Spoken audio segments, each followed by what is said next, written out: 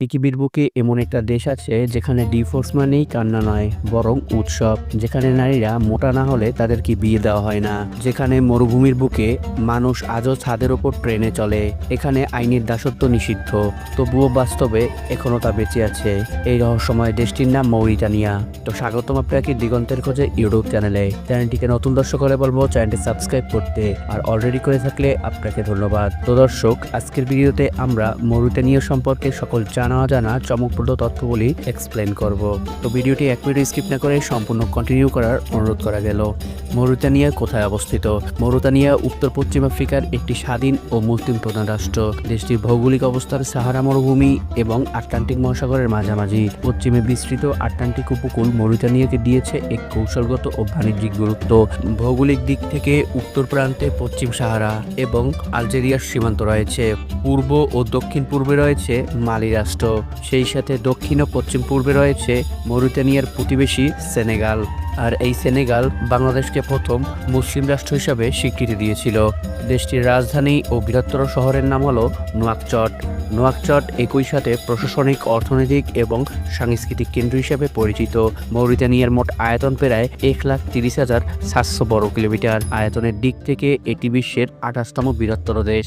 দেশটিতে সর্বমোট 4.9 মিলিয়ন মানুষ বসবাস করে থাকে। মৌরিটানিয়া একটি সম্পূর্ণ মুসলিম অধ্যুষিত রাষ্ট্র।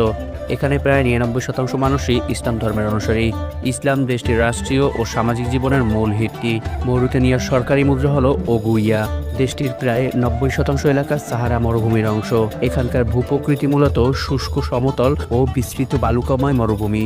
এখানকার কিছু অঞ্চলে আদ্রার মালভূমির মতো পাথুরে ভূমি দেখা যায়। মরুভূমির মাঝে ছড়িয়ে আছে শুষ্ক উপত্যকা। উপকূলীয় এলাকায় তুলনামূলকভাবে ভিন্ন প্রকৃতি লক্ষ্য করা যায়। আটলান্টিক উপকূল জুড়ে রয়েছে দীর্ঘ সৈকত রেখা। দেশটির আবহাওয়া মূলত উষ্ণ, সেই সাথে শুষ্ক মরুভূমি জলবায়ু বিদ্যমান। সারা বছরে বৃষ্টিপাতের পরিমাণ খুবই কম। গ্রীষ্মকালে তাপমাত্রা অত্যন্ত বেশি থাকে। এখানকার শীতকাল খুবই সীমিত। এখানকার দক্ষিণাঞ্চল তুলনামূলক কিছুটা নাতিশীতোষ্ণ আবহাওয়া দেখা যায়। এখানে প্রাকৃতিক প্রতিকূলতার মাঝেও মানুষের জীবনধারা আজও টিকে আছে। মৌরিটানিয়ার সমাজ ব্যবস্থা ঐতিহ্য ও ধর্মনির্ভর। দেশটির সংস্কৃতিতে আরব ও আফ্রিকান প্রভাব বিশেষভাবে স্পষ্ট। ইতিহাস, ইসলাম আর মরুভূমি, এইটি নিয়ে গড়ে উঠেছে মৌরিটানিয়া। মৌরিটানিয়ার ইতিহাসের অন্ধকার অধ্যায়। মৌরিটানিয়ায় ইতিহাসের সূচনা হয়েছে এখানকার জাতিগোষ্ঠীর ধারাবাহিক সংঘাতের মধ্য দিয়ে।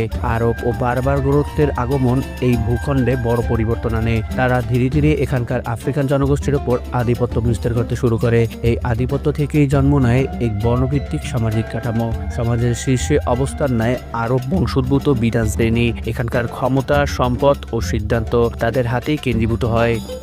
আর সে সময় নিচের স্তরে ঠেলে দেওয়া হয় হারাতিন জনগোষ্ঠীকে। হারাতিন যা মূলত কালো চামড়ার স্থানীয় আফ্রিকান বংশোদ্ভূত। আর এই বর্ণবৈষম্য ধীরে ধীরে রূপ নেয় দাস প্রথায়। মানুষকে মানুষ হিসাবে নয়, সম্পত্তি হিসাবে দেখা হতো। টাকার বিনিময়ে মানুষ কিনে নেওয়া হতো।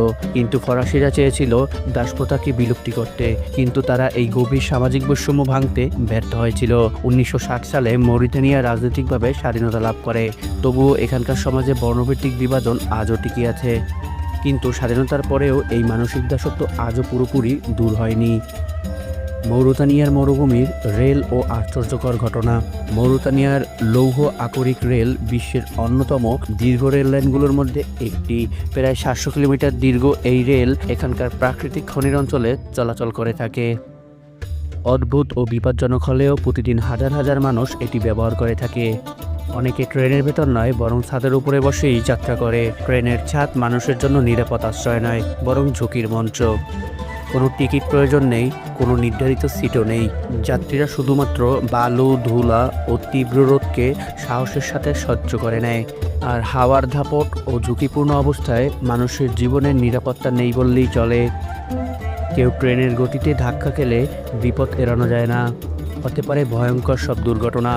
এই ট্রেন শুধুমাত্র লৌহ আকরিক পরিবহনের জন্য এক বিপজ্জনক রুটে রূপ নিয়েছে।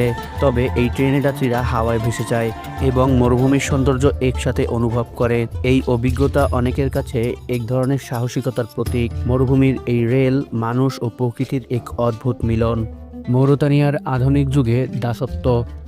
মৌরিতানিয়া আজও পরিচিত বিশ্বের শেষ দেশ হিসাবে, যেখানে দাসত্ব আইনগতভাবে নিষিদ্ধ হয় 1981 সালে, কিন্তু বাস্তবতা বলছে অন্য কথা। আজও হাজার হাজার মানুষ জন্ম থেকেই দাসত্বের শৃঙ্খলে বাঁধা।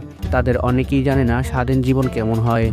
শৈশব থেকেই তাদেরকে নিয়োজিত করা হয় প্রভুর ঘরে। দিনরাত কঠোর পরিশ্রম করতে হয় তাদের। পারিশ্রমিক ও স্বাধীনতার কোনো অধিকার নেই বললেই চলে। পুরুষ দাসরা মাঠে ও গৃহস্থলে তাদের কঠোর পরিশ্রমে নিযুক্ত করে। নারীরা ব্যবহৃত হয় ঘরোয়া কাজ এবং যৌনকর্মী হিসাবে। এই দাসত্ব প্রজন্ম থেকে প্রজন্ম ধরে চলে আসছে। দুঃখের বিষয় হলো অনেককে শেখানো হয় এটাই আল্লাহর ইচ্ছা। ধর্মীয় ভুয়া ব্যাখ্যা দিয়ে অন্যায়কে স্বাভাবিকভাবে মেনে নেওয়া হচ্ছে। যারা প্রতিবাদ করে তাদের হয় কঠোর শাস্তি। ভয়ে অনেক মানুষ নীরব থাকে। এই কারণেই মৌরিতানিয়াকে বলা হয় modern slavery capital of the world. তবে দাসত্বের ছায়ার মাঝেও সমাজে আছে অদ্ভুত রীতি ও প্রথা। যেমন ডিফুজ হলেও এখানে নারীরা উৎসবে মেতে ওঠে। বিচ্ছেদকে তারা একটি নেগেটিভ নয়, বরং নতুন জীবনের সূচনা হিসাবে দেখে। এটি তাদের স্বাধীনতা ও আত্মমর্যাদার প্রতীক। আরেকটি চমকপ্রদ বিষয় হলো পুরুষের শারীরিক পছন্দ। এখানকার অনেক পুরুষ মোটা নারীদের বেশি আকর্ষণীয় মনে করে। স্থূলতাকে ধরা হয় সৌন্দর্য ও সমৃদ্ধির প্রতীক হিসাবে। প্রাচীন সময়েও নারীদের এই মোটা হওয়ার রীতি প্রচলিত ছিল। এখানে স্থূলতা সামাজিক মর্যাদা ও পরিবারের প্রভাবের দৃষ্টান্ত। তবে এই ধারণা আজও এই সমাজে কিছুটা বজায় আছে।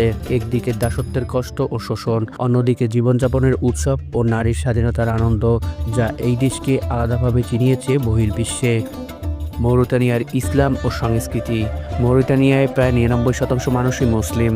এখানকার সব সামাজিক ও রাষ্ট্রীয় কার্যক্রম ইসলাম ধর্মের ভিত্তিতে চলে। শরিয়া আইন পুরো দেশ জুড়ে প্রচারিত এবং দৃষ্টান্ত হিসাবে ব্যবহৃত হয়। এখানকার মাদ্রাসা শিক্ষা দেশটির শিক্ষা ব্যবস্থার একটি গুরুত্বপূর্ণ অংশ। ধর্মীয় শিক্ষার পাশাপাশি কবিতা ও মৌখিক জ্ঞানও সমানভাবে মূল্যবান। তবে মৌরিতানিয়া কবিতার জন্য মিলিয়ন পোয়েটস ল্যান্ড নামেও পরিচিত, কারণ এখানে কবিতা ও গল্প প্রজন্ম থেকে প্রজন্মে প্রথার মতো চলে। এখানে লেখালেখির চেয়ে মুখে মুখে ইতিহাস ও জ্ঞান ছড়িয়ে থাকে। মৌখিক সাহিত্য সমাজ ও সংস্কৃতির প্রাণ হিসেবে বিবেচিত। এই কারণে প্রতিটি উৎসব, অনুষ্ঠান ও পারিবারিক মিলনে কবিতা অপরিহার্য। মৌরিতানিয়ার সংস্কৃতিতে ইসলামী জীবনধারার ছাপ স্পষ্ট।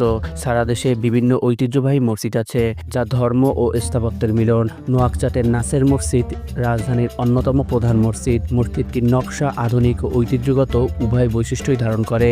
আদার অঞ্চলের চিঙ্গুগিত মসজিদ পর্যটক ও ধর্মপ্রাণ মুসল্লিদের কাছে প্রসিদ্ধ এক নাম। এটি প্রাচীন স্থাপত্য ও মরুভূমির ঐতিহ্য ফুটিয়ে তোলে। এছাড়াও এখানকার ছোট ছোট মসজিদও স্থানীয় মানুষের দৈনন্দিন প্রার্থনার কেন্দ্র হয়ে দাঁড়িয়েছে। শিক্ষা, ধর্ম ও সাহিত্য এই তিনটি মৌরিতানিয়ার সংস্কৃতির মূল স্তম্ভ। এখানে কবিতা ও কুরআন পাঠ মানুষের চেতনায় নৈতিক শিক্ষা ও মানবিক মূল্যবোধের আশাকে জাগ্রত করে। এই সংস্কৃতি সমাজকে একত্রিত রাখে এবং মানুষের দৈনন্দিন জীবনের সাথেও অঙ্গাঙ্গিভাবে যুক্ত। ইসলাম ও স্থানীয় প্রথার সমন্বয়ে এখানকার জীবনধারাকে অনন্য করে তোলে। মৌরিতানিয়ার প্রতিটি মসজিদ, প্রতিটি উৎসব, প্রতিটি কবিতা এক ঐতিহ্যের সাক্ষী। আর এই কারণে মৌরিতানিয়াকে বলা হয় ইসলাম সংস্কৃতির এক জীবন্ত উদাহরণ। মৌরিতানিয়ার জিডিপি ও অর্থনীতি। মৌরিতানিয়ার অর্থনীতি মূলত খনিজ ও কৃষি প্রধান। দেশটি লৌহ ও তেলের রপ্তানিতে নির্ভরশীল। মৎস্য শিল্প দেশটির অর্থনীতিতে গুরুত্বপূর্ণ ভূমিকা রাখছে। দেশটি কৃষিখণ্ড মরুভূমির কারণে প্রধানত এখানে গবাদি পশু পালন করা হয়। জিডিপির বড় একটা অংশ আছে খনিজ উত্তোলন ও রপ্তানি থেকে। দেশটির সামগ্রিক জিডিপি তুলনামূলকভাবে ছোট। প্রতি নাগরিকের জিডিপি পার ক্যাপিটা প্রায় $1,500 মতো। আর এই মাত্রা দেশটিকে নিম্ন মধ্যম আয়ের অর্থনীতিতে রাখে।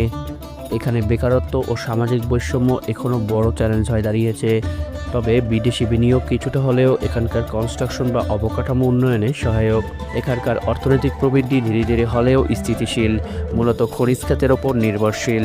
ভবিষ্যতে বৈচিত্র্যময় অর্থনীতি গড়ে তোলা মৌরিতানিয়ার প্রধান লক্ষ্য। মৌরিতানিয়ার উৎসব ও খাদ্যাভ্যাস। মৌরিতানিয়ার সংস্কৃতি ইসলামী উৎসব ও স্থানীয় প্রথার মিশ্রণে গড়ে উঠেছে। রমজান মাসে দেশজুড়ে ইফতার ও সেহরের আয়োজন করা হয় ব্যাপকভাবে। সেই সাথে উৎসাহ উদ্দীপনার মধ্য দিয়ে ঈদুল ফিতর ও ঈদুল আজহা পালন করা হয়। মৌরিতানিয়ায় ঈদুল ফিতর ও ঈদুল আজহা সবথেকে বড় ধর্মীয় উৎসব। ঈদের সময় পরিবার ও প্রতিবেশীদের মধ্যে খাদ্য বিতরণ ও দানের প্রচলন রয়েছে। উৎসবকে কেন্দ্র করে সামাজিক সম্পর্ক আরও দৃঢ় হয়। এখানকার গ্রামে ঐতিহ্যবাহী নাচ, গান ও কবিতা অনুষ্ঠিত হয়। বিয়ের অনুষ্ঠানে সঙ্গীত ও কবিতার আয়োজন খুবই জনপ্রিয়। উৎসবের সময় বিশেষ ধরনের খাবার তৈরি করা হয় যা পরিবারকে একত্রিত করে। লাল চাল, মাংসের ঝোল এবং মিষ্টি জাতীয় পদার্থ সবথেকে বেশি জনপ্রিয় খাবার। এখানে মরুভূমির প্রভাব খাবারেও প্রতিফলিত হয়ে থাকে। এখানে ডাল, গম ও ভুট্টার রুটি দৈনন্দিন খাবারের একটি প্রধান অংশ। সমুদ্র উপকূলীয় অঞ্চল হওয়ায় মাছ এখানকার প্রধান খাবার। সেই সাথে তারা গরুর দুধ ও দইও খেয়ে থাকে। এখানকার নারীরা বিশেষ দিনগুলোতে মরক্কো স্টাইলের মিষ্টি ও পিঠা বানায়। বিশেষ করে মরুতানিয়ান পুদিনার চা সামাজিক মিলনের প্রধান উদাহরণ। এখানে উৎসবের সময় ভিজিটরদের জন্য অতিথিপরায়ণতা অত্যন্ত গুরুত্বপূর্ণ। পরিবারের প্রাচীন রেসিপি এবং খাদ্যধারা প্রজন্ম থেকে প্রজন্ম ধরে চলে আসছে। শহর ও গ্রামে খাওয়ার ধরন কিছুটা ভিন্ন, কিন্তু সবই খাবারে ঐক্যবদ্ধ। মরুতানিয়ার খাদ্য ও উৎসব একসাথে ধর্ম, সংস্কৃতি ও ঐতিহ্যের পরিচয় বহন করে আসছে। মরুতানিয়ায় ভ্রমণ। মরুতানিয়া অ্যাডভেঞ্চার প্রেমীদের জন্য এক রহস্যময় দেশ। এটি বিলাসী পর্যটকদের নয়, বরং সাহসী ভ্রমণের গন্তব্য। বিশাল সাহারা মরুভূমি জুড়ে রয়েছে অফুরন্ত অভিযানের সুযোগ। রাতের আকাশে অসংখ্য তারা মরুভূমিকে করে তোলে জাদুকারী। আর এখানে উটের পিঠে মরুভূমি পাড়ি দেওয়া অন্যতম জনপ্রিয় অ্যাডভেঞ্চার। আদারার মালভূমি ট্রেকিং এবং এক্সপ্লোরেশনের জন্য বিখ্যাত। বিশেষ করে চেঙ্গিট্টি ও ওয়াদান প্রাচীন মরু শহরগুলো ইতিহাস প্রেমীদেরকে মরুতানিয়ার দিকে টানে। আর এই শহরগুলো ইউনেস্কো হেরিটেজ কর্তৃক স্বীকৃতি লাভ করেছে। বালুর নিচে লুকানো আছে প্রাচীন লাইব্রেরি, যা আজও বিস্ময় জাগায়। আর আটলান্টিক উপকূল ভ্রমণ পিপাসুদের এক ভিন্ন স্বাদ দেয়। নৌকা ভ্রমণ ও উপকূলীয় মাছ ধরার অভিজ্ঞতা আলাদা আনন্দ এনে দেয়। প্রাকৃতিকভাবে বিচ্ছিন্ন হওয়ায় পর্যটক এখানে প্রকৃতিকে খুব কাছে পায়। ভ্রমণ মানে এখানে আত্মনির্ভরতা ও সাহসের পরীক্ষা। রেলপথে মরুভূমি অতিক্রম করাও এক চরম অ্যাডভেঞ্চার।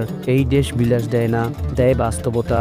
যারা ঝুঁকি ভালোবাসে তাদের জন্য মরুতানিয়া হতে পারে একটি স্বর্গ। মরুতানিয়ার রমজান মাস। মরিতানিয়ার রমজান মাস অত্যন্ত সম্মান ও ভক্তির সাথে পালিত হয়ে থাকে। দেশটি প্রায় সম্পূর্ণ মুসলিম হওয়ায় রমজানের প্রভাব সর্বত্র দেখা যায়। দিনভর রোজার পর ইফতার হয় পারিবারিক ও সামষ্টিগতভাবে। সেই সাথে খেজুর ও পানি দিয়ে ইফতার শুরু করা সুন্নাত হিসাবে মানা হয়। মসজিদ কেন্দ্রিক ইফতার এখানে খুবই জনপ্রিয়। ধনী পরিবার ও সংগঠনগুলো দরিদ্রের জন্য ইফতার আয়োজন করে, আর তারাবির নামাজে মসজিদগুলো রোজাদারে পরিপূর্ণ হয়। রমজান আত্মশুদ্ধি ও দানশীলতার মাস হিসাবে বিবেচিত, আর এই মাসে মরুতানিয়ার সমাজ আরও বেশি ঐক্যবদ্ধ হয়ে ওঠে। তো দর্শক, মরুতানিয়া সম্পর্কে এই ছিল সকল জানা অজানা চমকপ্রদ তথ্যবলি। ভিডিওটি ভালো লাগলে লাইক, কমেন্ট, শেয়ার করতে একদমই ভুলবেন না। আর আপনি কোথা থেকে ভিডিওটি দেখছেন তা অবশ্যই কমেন্ট সেকশনে জানিয়ে যান। তো ধন্যবাদ সকলকে।